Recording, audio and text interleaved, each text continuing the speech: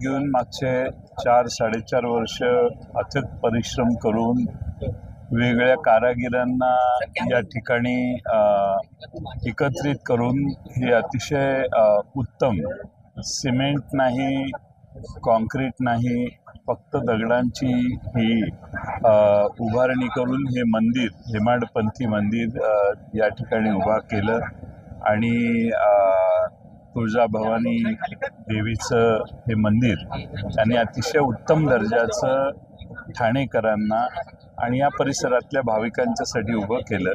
मला वाटतं की एखाद्या राजकारणी माणसाने अशा पद्धतीनं अनेक मंदिरं सिमेंट कॉन्क्रीटची होतात, पण उत्तम ज्या पद्धतीनं तुळजाभवानीचं मंदिर आहे त्याच पद्धतीनं तुळजापूरच्या मंदिराची जवळपास प्रतिकृती या ठिकाणी उभा करण्याचा त्यांनी प्रयत्न केला आहे आणि तो अत्यंत अभिमानास्पद आहे.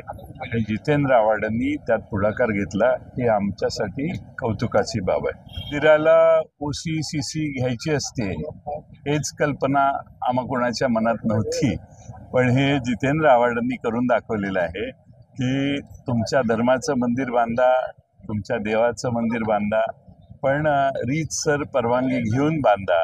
ही एक चांगली कल्पना आणि नवी परंपरा त्यांनी रूढ केलेली आहे आणि नागरी नियमाच्या विरोधात जाऊन जे वेगवेगळ्या ठिकाणी आपली धार्मिक स्थळं उभा करण्याचं काम लोक करतात त्यांनी याचा बोध घेतला पाहिजे असं मला वाटतं.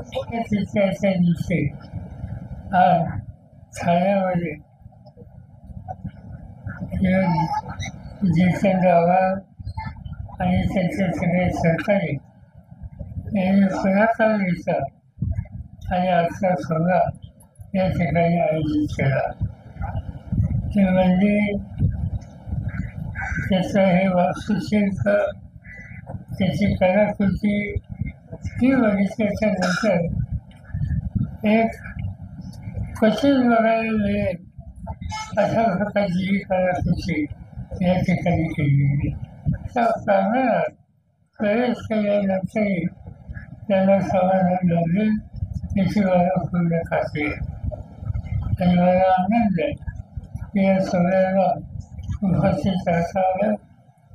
काही लोक म्हणतात की मी कधी अशा कार्यक्रमाला जात नाही, त्याचा अर्ध सत्य आहे, पण मी राज्याचा प्रमुख असताना 4 ते 5 वेळेला पंढरपूरला पांडुरंगाची पूजा महाराष्ट्राच्या बाहेरच्यासाठी केलेली.